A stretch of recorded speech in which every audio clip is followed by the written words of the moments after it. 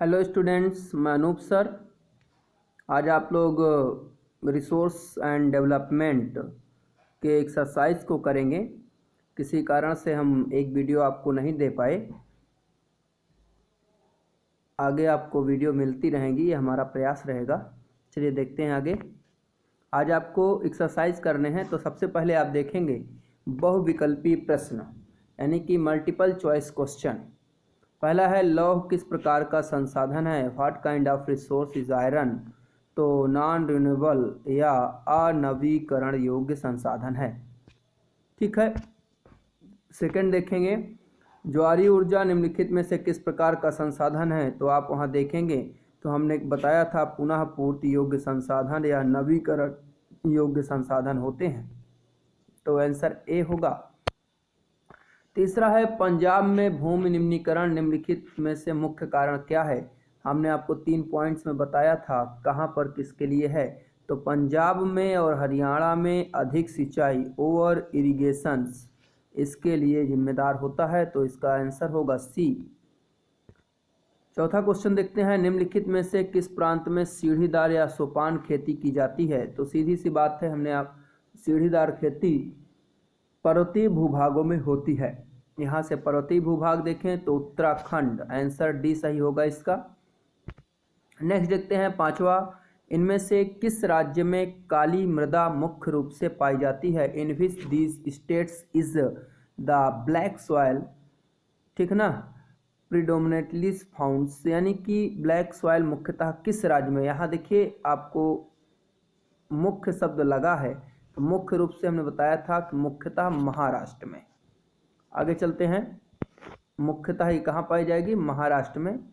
Next देखते हैं, भारत में मैदानी क्षेत्र का क्षेत्रफल कितना है? आपको बताया गया था, आप फिर से लेक्चर्स देखेंगे तो भारत में मैदानी भाग का जो क्षेत्रफल है वो 43% है। कितना है? 43% है, तो ये मैदानी भाग का क्षेत्रफल होगा। सातवां देखते हैं, निम्नलिखित में से कौन सा एक प्राकृतिक संसाधन नहीं है? देखिए प्राकृतिक नेचुरल नहीं है, तो देखिए निवास स्थान नेचुरल नहीं होता है, मानव द्वारा बनाया जाता है। आठवां, निम्न में से कौन सी मृदा भारत में सबसे विस्तृत क्षेत्र में पाई जाती है? तो आपको 6 प्रकार की मृदा बताई गई हैं, उनमें से एलुवियल्स या जलोढ़ मृदा सबसे अधिक भाग पर पाई जाती है। नेक्स्ट है, भारत में लगभग कितने करोड़ हेक्टेयर भूमि निम्नीकृत है? तो जहाँ पर भूमि निम्नीकरण पढ़ाया गया है वहाँ आप देखेंगे कि यहाँ पर लैंड डिग्रेडेशन 13 करोड़ हेक्टेयर है। अगला, भारत में मिट्टी का वर्गीकरण कितने भागों में किया गया है? अभी पीछे भी बता चुके, भारत में 6 प्रकार से मिट्टी का वर्गीकरण किया गया है। अब आगे आप लोग कुछ शॉर्ट क्वेश्चन देखेंगे जिनके उत्तर आपको 30 शब्दों में देने हैं। ठीक है, तो मतलब कि answer the following question in 30 words. तो पहला क्वेश्चन देखेंगे, 3 राज्यों के नाम बताइए जहां काली मृदा पाई जाती है, ब्लैक सॉइल। इस पर मुख्य रूप से कौन सी फसल उगाई जाती है? मृदा आप पढ़े होंगे सॉइल्स, तो वहाँ पर हमने ये सभी चीज़ें बताई हैं। आप देखें कि यह मिट्टी यानी काली मिट्टी महाराष्ट्र, सौराष्ट्र, मध्य प्रदेश और छत्तीसगढ़ के पठार में पाई जाती हैं।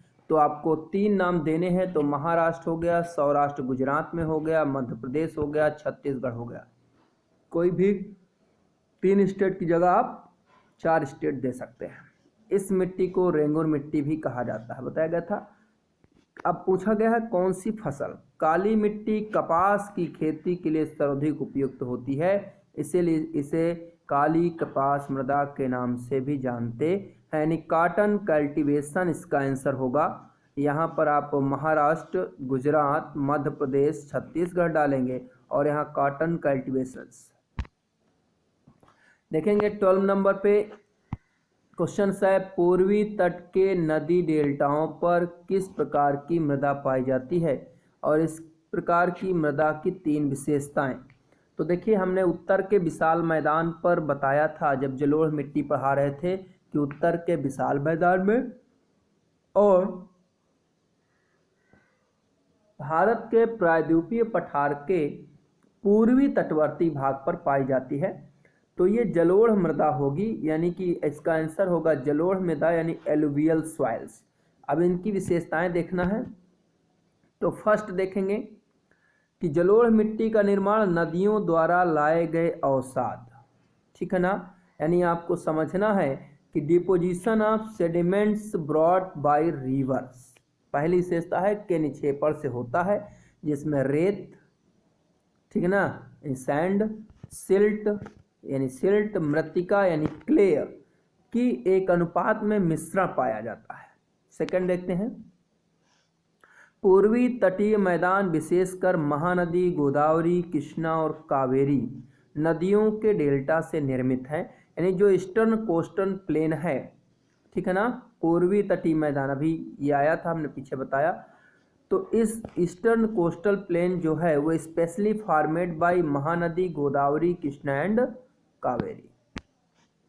थर्ड इसका विशेषता देखते हैं,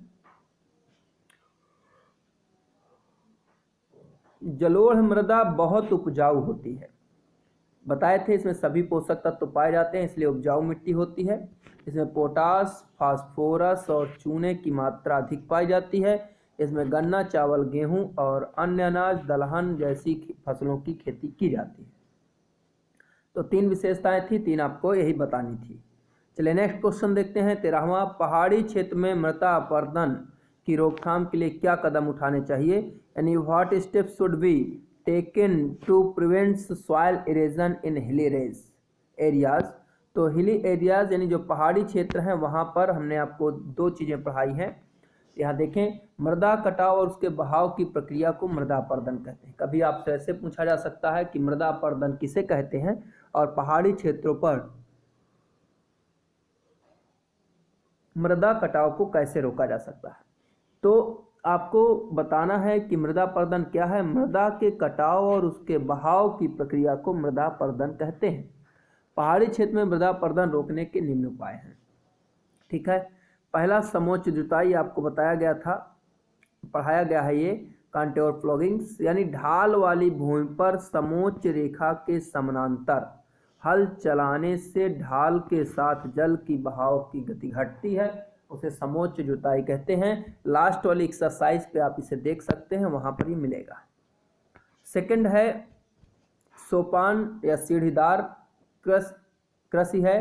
तो स्टेयर एंड ट्रैक्टेड एग्रीकल्चर है, यानी ढाल वाली भूमि पर सीढ़ीदार खेती बना दी जाती है, तो उसमें से कटान को नियंत्रित किया जा सकता है। यही 2 लिखने थे। नेक्स्ट देखते हैं 14वां क्वेश्चन, जैव और अजैव संसाधन क्या होते हैं। तो what are biotic and non, इसको आप ऐसे करिए, biotic and abiotic resources. What are biotic and abiotic resources, give some examples. तो आपको पढ़ाया गया था जैव और अजैव संसाधन क्या होते हैं, पीछे एक चैप्टर में पढ़ाया गया है। तो ऐसे संसाधन जिनकी उत्पत्ति जीवमंडल से होती है उन्हें जैव संसाधन कहते हैं, यानी जिनकी जो originate by biosphere called biotic resources.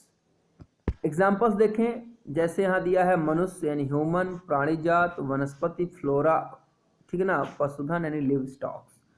एक भैया ने हमसे पूछा था कि सर लकड़ी और कोयला किस में आएंगे, जैव में या अजैव में। देखिए वनस्पति जात तो जैव है, लेकिन ये जब तक जीवित है, जब यह मृत हो जाएगा तो वह अजैव संसाधन हो जाएगा। यानी जब वो लकड़ी की बात करेंगे और कोयले की चट्टान की बात करेंगे तो वो अजैव संसाधन होगा। दूसरा, एबायोटिक्स यानी ऐसे संसाधन जो निर्जीव वस्तु से बने होते हैं, अजैव संसाधन कहलाते हैं। तो इनकी बात करें तो resource which are made by in animated materials are called biotic abiotic resources such as चट्टान, धातुएं, लकड़ी डाल दीजिए, ठीक है ना, कोयले की चट्टान डाल दीजिए। चलिए आगे आइए। बांगर एंड खादर मिट्टी की दो विशेषताएं बतानी है, यानी बांगर मिट्टी क्या होती है और खादर मिट्टी क्या होती है। Write two characterise of Bangar and Khadar. हमने आपको पढ़ाते समय बताया था बांगर मिट्टी जलोढ़ मिट्टी का पार्ट है। बांगर मिट्टी क्या होती है कि पुरानी जलोढ़ मृदा जो होगी वो बांगर होगी और नवीन जलोढ़ मृदा जो होगी वो खादर होगी। कैसे? पहला देखते हैं बांगर भूमि। बांगर भूमि के उच्च भाग मतलब उस उच्च भाग को कहा जाता है जहां बाढ़ का पानी नहीं पहुंच पाता, जिसमें चूना कंकड़ पाए जाते हैं। यह पुरानी जलोढ़ होने के कारण नवीन जलोढ़ की तुलना में कम उपजाऊ। आपसे दो विशेषताएं पूछी गई हैं, तो पहला कह सकते हैं कि बांगर भूमि उस उच्च भूमि को कहा जाता है जहां बाढ़ का पानी नहीं पहुंचता, यानी पुरानी जलोढ़ मृदा को। दूसरी क्या लिखेंगे? इसमें चूना कंकड़ की मात्रा पाई जाती है और यह खादर मिट्टी की अपेक्षा कम उपजाऊ होती है। ठीक है ना? ठीक है ना? बस यही समझना है कि जहाँ पर where flood water does not reach, जहाँ तक बाढ़ का पानी नहीं पहुँचता, यानी जहाँ बहुत पहले जमाव किया गया है लेकिन नवीन बाढ़ के क्षेत्र नहीं है, वहाँ की सभी मिट्टी बांगर मिट्टी होती है। और जहाँ पर बाढ़ आके नई मिट्टी की लेयर बिछा जाती है वहाँ पर खादर मिट्टी होती है। तो ये है खादर मिट्टी। खादर मिट्टी भूमि के निचले मैदान या भाग जहां हर साल बाढ़ का पानी नई जलोढ़ मृदा को बिछा देता है और जिसके कारण ये अधिक उपजाऊ होती है। दो विशेषताएं, पहला कि वह स्थान जहां पर हर साल बाढ़ के द्वारा एक नया मैदान निर्मित किया जाता है, और दूसरा है कि यह भूमि अधिक उपजाऊ होती है। ठीक है, तो इसी के साथ आपकी एक्सरसाइज कंप्लीट होती है। अब नेक्स्ट लेक्चर पे आपको नया कोई लेसन शुरू करेंगे। ठीक है, वीडियो पसंद आई हो तो इसे लाइक ज़रूर करें।